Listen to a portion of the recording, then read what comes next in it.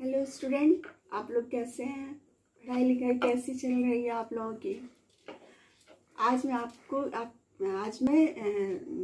आज का जो टॉपिक है वो रिट पिटिशन, रिट के बारे में बताना चाहती हूँ। सबसे पहले आप जानिए कि रिट है क्या, कौन से आर्टिकल्स हैं जो उसमें लागू होते हैं और कौन कब रिट जारी किया जाता है।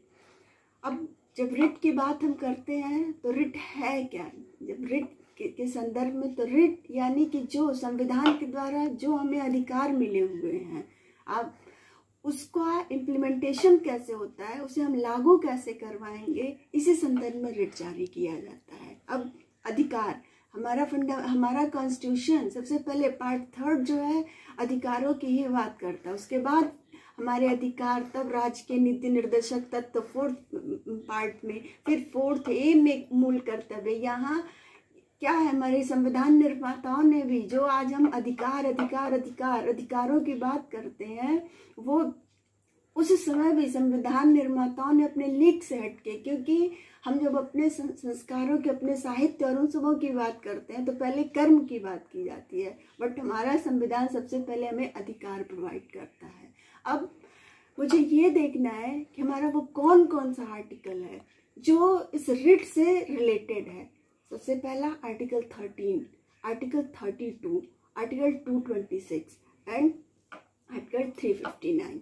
अब अनुच्छेद 13 जिसमें जुडिशियल रिव्यू की बात की गई है, आर्टिकल 359 जो आपने जब इमरजेंसी प्रोविजन पढ़ा तो उसमें हमने बताया था।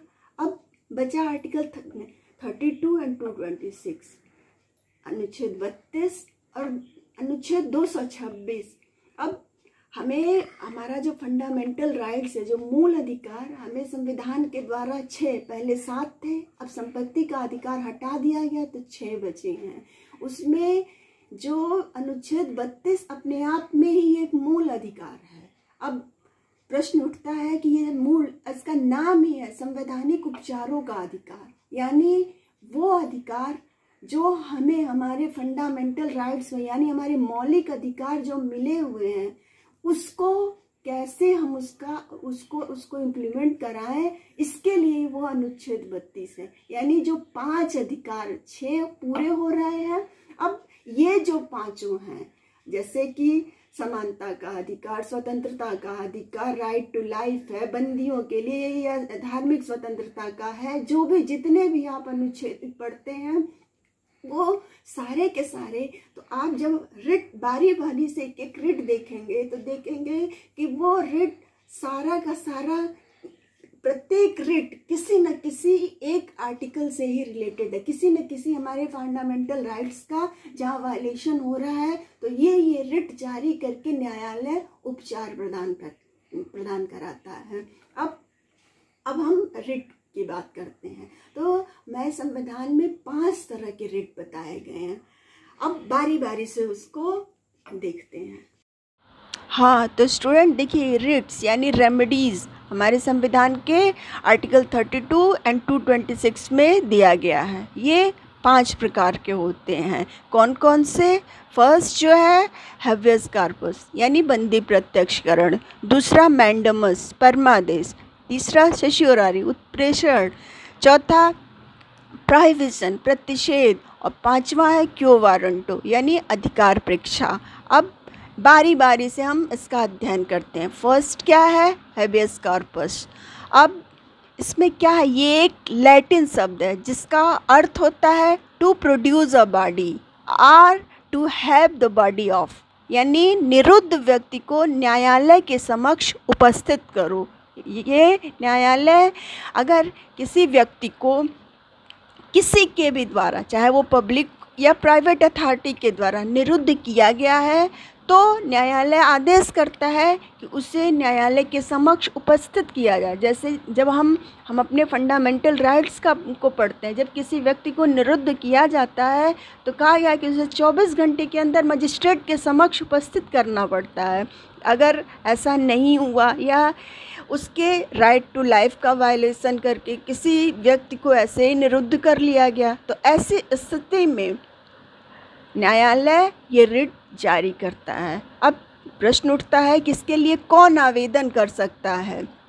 अब यहाँ सुनील बात्रा का हम केस देखते हैं कि सुनील बात्रा वर्सेस दिल्ली एडमिनिस्ट्रेशन, इसमें कहा गया कि इसके लिए निरुद्ध व्यक्ति की तो कर सकता है, लेकिन वो खुद निरुद्ध है तो उसकी ओर से कोई भी कर सकता है। तो कोई में उसका रिलेटिव, उसका शुभचिंतक, उसके परिवार के लोग, ये लोग उस कोई भी में, ये जो कोई भी अन्य व्यक्ति जो है उसकी परिभाषा में ये लोग आते हैं। अब नेक्स्ट है कि कब आवेदन नहीं किया जा सकता। अगर वो निरुद्ध, अगर किसी व्यक्ति को निरुद्ध किया गया है और वो क्या है कि विधि द्वारा स्थापित प्रक्रिया के अनुसार किया गया है और उसे 24 घंटे के अंदर मजिस्ट्रेट के समक्ष प्रस्तुत किया गया है, तो वो निरुद्ध अवैध नहीं होगा। यानी विधि द्वारा स्थापित प्रक्रिया क्या, अगर उसने कोई अपराध किया तब अगर उसे निरुद्ध किया गया तो ये विधि द्वारा स्थापित प्रक्रिया होगी। दूसरा ग्राउंड क्या कह रहा है, आर्टिकल 22 में जो शर्तें बताई गई हैं उसके अकॉर्डिंग होना चाहिए। फिर क्या कहा गया है, तीसरा, अगर विधानमंडल कोई इस संदर्भ में कोई ऐसी विधि बनाता है जिसके लिए वो सक्षम है, तो ऐसी स्थिति में वो निरोध अवैध नहीं माना जाएगा। यानी इसका संदर्भ में हम ये कह सकते हैं कि किसी राज्य में कोई ऐसी स्थिति है या कोई ऐसा ग्रुप है जिसके बारे में संदेह हो कि वो कुछ आपत्तिजनक, कुछ ऐसा काम कर सकता है और इस संदर्भ में विधानमंडल कोई ऐसा कानून बनाता है, तो ऐसी स्थिति में वो निरोध जो है वो अवैध नहीं माना जाता। चौथा ग्राउंड क्या है, यदि कोर्ट कोई ऐसा आदेश पारित करता है तो जिसमें वो सक्षम है तथा वो दुर्भावना से ग्रसित नहीं है, तो ऐसे निर्णय को भी उसे अगर अवैध उसे गिरफ्तारी का आदेश दिया जाता है तो वो भी अवैध नहीं होगा। लेकिन अगर उसकी अवैध गिरफ्तारी की जाती है तो उस गिरफ्तारी के संदर्भ में, जैसा कि हम लोग Rudal Shah versus state of Bihar का केस पढ़ते हैं कि उसे छोड़ना तो पड़ता ही है, लेकिन अगर उसकी अवैध गिरफ्तारी जैसे में स्टेट को यानी राज्य को कंपनसेशन क्षतिपूर्ति भी न्यायालय दिलाता है। अब सेकेंड रेट हमारा क्या है, मैंडेमस। यानी मैंडेमस क्या है, परमादेश। न्यायालय क्या कर रहा है, आदेश दे रहा है किसको, लोक प्राधिकारी को, या जो लोक कर्तव्यों का, जिनके ऊपर लोक कर्तव्यों के निर्वहन की जिम्मेदारी मिली हुई है, अगर वो अपने उन कर्तव्यों का निर्वहन नहीं करते हैं तो ऐसी स्थिति में न्यायालय मैंडेमस की रिट जारी करता है। अब इसके लिए कौन आवेदन कर सकता है, तो इसके लिए जिसके विधिक अधिकार का उल्लंघन हुआ है वो न्यायालय में जाएगा कि न्यायालय ये आदेश दे कि इनके ऊपर ये लोक कर्तव्य का दायित्व है और ये नहीं कर रहे हैं अपने दायित्वों का निर्वहन, जिससे मेरे इन मूल अधिकारों का उल्लंघन हो रहा है। तो ऐसी स्थिति में न्यायालय मैंडेमस की रिट जारी करेगा उस लोक प्राधिकारी के ऊपर या उस व्यक्ति के ऊपर जिसके ऊपर लोक कर्तव्यों के निर्वहन की जिम्मेदारी दी हुई गई है। अब एक क्वेश्चन और उठता है कि ये रिट कब जारी नहीं किया जा सकता। तो ऐसी स्थिति में हम देखते हैं कि जब किसी को वैवेकिक शक्ति के अधीन है, कोई काम उसके वैवेकिक शक्ति के अधीन है, ऐसी स्थिति में न्यायालय मैंडेमस की रिट नहीं जारी कर सकता। दूसरा क्या है, निजी व्यक्ति या संस्थाओं के विरुद्ध भी ये रिट नहीं जारी की जा सकती। जैसा कि हमने पहले ही कहा कि ये लोक अधिकारी को या ऐसे व्यक्ति को जिसके ऊपर लोक कर्तव्य के निर्वहन की जिम्मेदारियां उनके ऊपर जारी किया जाता, ये निजी व्यक्ति या निजी संस्थाओं के विरुद्ध जारी नहीं किया जा सकता। अब थर्ड क्या है, संविदात्मक कर्तव्यों के पालन के लिए भी ये रिट नहीं जारी किया जा सकता। सपोज करिए कि दो लोग कोई कॉन्ट्रैक्ट करते हैं, कोई संविदा करते हैं और उसमें कोई एक के द्वारा उसका वायलेशन होता है, तो ऐसी स्थिति में भी संविदात्मक कर्तव्यों के पालन के लिए भी न्यायालय मैंडेमस की रिट नहीं जारी कर सकता। अब नेक्स्ट क्या है, सेश्योररी यानी उत्प्रेषण। अब आप देखेंगे कि सेश्योररी और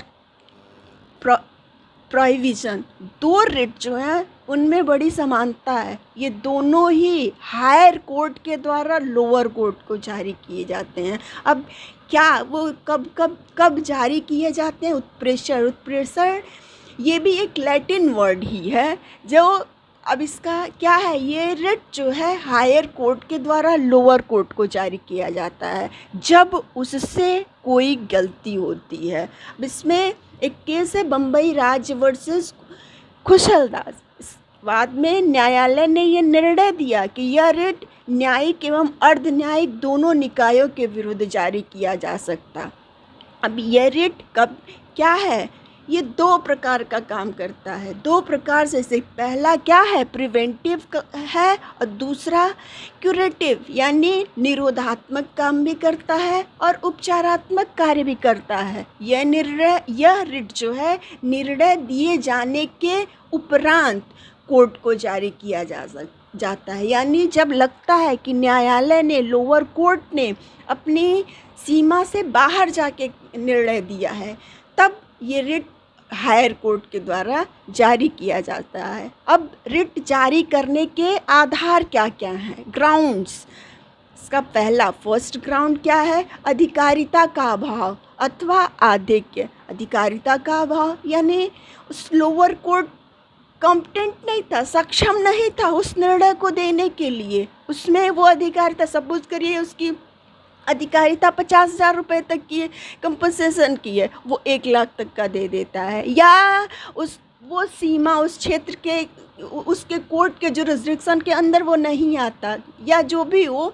तो ऐसे स्थिति में यानी अधिकारिता का अभाव है या आधिक्य है, तो ये फर्स्ट ग्राउंड है, ऐसे में उत्प्रेषण की रिट नहीं जारी की जा सकती। दूसरा ग्राउंड क्या है, नैसर्गिक न्याय के सिद्धांतों का उल्लंघन। जहाँ किसी लोअर कोर्ट के द्वारा नैसर्गिक न्याय, जो प्राकृतिक न्याय, जैसा कि हम आर्टिकल 14 में देखते हैं, अगर उसके अगेंस्ट जाके लोअर कोर्ट निर्णय देता है, तो ऐसी स्थिति में भी हायर कोर्ट के द्वारा उत्प्रेषण की रिट जारी की जाती है। नेक्स्ट क्या कह रहा है हमारा तीसरा पॉइंट, निर्णय में अगर कोई वैधानिक त्रुटि हो गई है, वैधानिक गलती हो गई है, तो भी ऐसी स्थिति में भी ये रिट जारी किया जा सकता है। अब लास्ट फोर्थ ग्राउंड क्या बन रहा है, निर्णय असंवैधानिक है, यानी अगर ये हमारे संविधान के उपबंधों के अगेंस्ट है, तो ऐसी स्थिति में भी ये उत्प्रेषण की रिट जारी की जा सकती है। अब फोर्थ क्या है, प्रोहिबिशन यानी प्रतिषेध। ये भी हायर कोर्ट के द्वारा ही जारी किया जाता है, लोअर कोर्ट को ही, लेकिन इसका क्या है, ये भी एक लैटिन वर्ड है जिसका अर्थ क्या है, टू प्रोहिबिट अर्थात रुक जाओ, रोकना। यानी उत्प्रेषण रिट किसी निर्णय को दिए जाने के उपरांत जारी किया जाता है, और ये बीच में ही अगर अधिकारिता से बाहर जाके लोअर कोर्ट अपनी अधिकारिता के सीमा से अपने बाहर जाके कोई निर्णय देता है, तो ऐसी स्थिति में हायर कोर्ट क्या है, उससे वहीं रोकता है और ये कहता है कि आप के अधिकार क्षेत्र के ये बाहर है और अभी आप ऐसा नहीं कर सकते। प्रतिषेध, जैसा कि नाम से ही पता चल रहा है, ये एक तरह से आप मान के चल सकते हैं कि ये मैंडेमस का अपोजिट है। मैंडेमस मीन्स क्या, लोक अधिकारियों को किसी काम को करने के लिए न्यायालय निर्णय देता है। और प्रतिषेध में क्या कह रहा है? प्रतिषेध में न्यायालय को उसकी अधिकारिता की सीमा के बाहर अगर जाके वो काम कर रहा है तो ऐसी स्थिति में उसे रोकता है। अब प्रतिषेध रिट कब जारी किया जाता है? ये पहला ग्राउंड इसका क्या है? जहां अधिकार से बाहर जाकर कार्य किया जाए, यानी लोअर कोर्ट के द्वारा अपनी अधिकारिता के बाहर जाके कार्य किया जाता है। ऐसी स्थिति में हायर कोर्ट के द्वारा ये रिट जारी किया जाता है। दूसरा क्या है? जहां अधिकारिता है ही नहीं, अर्थात कोर्ट सक्षम ही नहीं है, तो ऐसी स्थिति में भी प्रतिषेध की रिट जारी की जाती है। अब हम लास्ट पांचवा क्या कहते हैं? क्यो वारंटो, यानी अधिकार परीक्षा। ये जब कोई व्यक्ति किसी पद को धारण करता है तो ऐसे स्थिति में ये रिट जारी करके उससे पूछा जाता है कि आपका क्या अधिकार है, आपने इस पद को किस अधिकार से धारित किया है। ये एक लैटिन वर्ड है जिसका अर्थ है बाय व्हाट अथॉरिटी, यानी आपका अधिकार क्या है, आपने किस अधिकार से इस पद को धारण किया हुआ है। इसके लिए कौन आवेदन कर सकता है? इसके लिए भी कोई भी आवेदन कर सकता है, कोई भी बात दायर कर सकता है। इसके ग्राउंड्स क्या है? पहला ग्राउंड इसका है प्रश्नास्पद पद जो है एक सार्वजनिक पद हो, यानी कोई व्यक्ति जब कोई लोक पद धारण करता है तब ऐसी स्थिति में क्यो वारंटो की रिट जारी की जाती है। न्यायालय के द्वारा वो ये पूछता है कि आपके पास ये अधिकार कहाँ से आया ये सार्वजनिक पद धारण करने का। दूसरा क्या कह रहा है कि व्यक्ति को विधिक रूप से उस पद को धारण करने का अधिकार न हो, यानी विधिक रूप से पहला उसने सार्वजनिक पद धारण किया हो और दूसरा उसको वो विधिक पद धारण करने का कोई अधिकार न हो। अब हमने ये 5 रिट पढ़े। अब आप देखते हैं कि सबसे ज़्यादा सिमिलरिटी जो है सेश्योररी और प्रोहिबिशन में है। कई बार आपके सेमेस्टर के एग्ज़ाम में तो पूछे ही जाते हैं, हर एक कंपटीशन में, कई कंपटीशन में, जज वो जुडिशरी हो, एपीयू हो या अदर भी जितने भी कंपटीशन, इसमें भी ये क्वेश्चन इन दोनों में उत्प्रेषण और प्रतिषेध में मेन अंतर क्या है, क्योंकि ये दोनों ही हायर कोर्ट के द्वारा जहाँ बहुत ज़्यादा सिमिलरिटी है, दोनों हायर कोर्ट के द्वारा लोअर कोर्ट को जारी किए जाते हैं। तो अब अंतर क्या है, इसमें मेन अंतर क्या है, अब इसके संदर्भ में हम देखते हैं। पहला क्या है अंतर? पहला तो यही अंतर अभी हमने डिस्कस किया है कि उत्प्रेषण जो है जजमेंट अनाउंस करने के बाद जारी किया जाता है, जबकि प्रतिषेध जो है वो पूर्व ही जारी कर दिया जाता है, यानी वो जजमेंट न्यायालय जो है वो अपनी अधिकारिता अपनी सीमा के बाहर जाने ही न पाए, जबकि उत्प्रेषण निर्णय दे दिया जाता है। और निर्णय क्या हो? बायस हो, असंवैधानिक हो, अक्षम न्यायालय के द्वारा दिया गया निर्णय हो, या जो भी, ये सारे ही ग्राउंड उत्प्रेषण रिट जारी करने के हैं। यानी जब निर्णय दे दिया गया ऐसी स्थिति में उत्प्रेषण रिट जारी किया जाता है, और प्रतिषेध की रिट तब जारी की जाती है कि जब निर्णय न दिया गया, बीच में ही न्यायालय को रोकने के लिए कि आप अक्षम हैं, आप सक्षम नहीं है इस निर्णय को देने के लिए, आपकी अधिकारिता के ये बाहर है। अब सेकंड पॉइंट्स क्या है इन दोनों में अंतर का, कि उत्प्रेषण रिट जो है लोअर कोर्ट द्वारा दिए गए निर्णय को में सुधार के लिए दिया जाता है, जबकि प्रतिषेध अधिकारिता के अभाव में निर्णय देने से रोकने के लिए दिया जाता है। अब यही मेन आपके इन दोनों में दो अंतर यही मेन है। अब एक क्वेश्चन और अराइज होता है कि हमने देखा कि रिट अधिकारिता जो है अनुच्छेद 32 के तहत सुप्रीम कोर्ट को भी प्राप्त है और अनुच्छेद 226 के अंतर्गत हाई कोर्ट को भी प्राप्त है। तो क्या किसी नागरिक के जब उसके अधिकारों का वायलेशन होता है तो क्या वो सीधे सुप्रीम कोर्ट में जा सकता है? ये भी सही है। हाई कोर्ट पे भी जा सकता है, दोनों में सिमिलरिटी। तो फिर दोनों में अंतर क्या, तो क्यों ना दोनों एक ही जगह कर दिए गए, 2 आर्टिकल बनाने की क्या ज़रूरत पड़ी। एक सर्वोच्च न्यायालय के लिए अनुच्छेद 32 और हाई कोर्ट के लिए 226। लेकिन ऐसा नहीं है, ये रिट जारी करने का दोनों को अधिकार तो सिमिलर दिया गया, बट दोनों में बहुत अंतर है। पहला अंतर क्या है, पहला अनुच्छेद 32 एक मूल अधिकार है, अनुच्छेद 32 खुद में ही एक मूल अधिकार है, जबकि आर्टिकल 226 में ऐसा नहीं, वो एक मूल अधिकार नहीं है। सेकंड क्या है, अनुच्छेद 32 केवल मूल अधिकारों के संदर्भ में ही सुप्रीम कोर्ट द्वारा जारी किया जाता है, जबकि अनुच्छेद 226 के अंतर्गत मूल अधिकारों के साथ ही अन्य संवैधानिक अधिकारों का भी उल्लंघन होता है, तब भी हाई कोर्ट के द्वारा रिट जारी किया जा सकता है।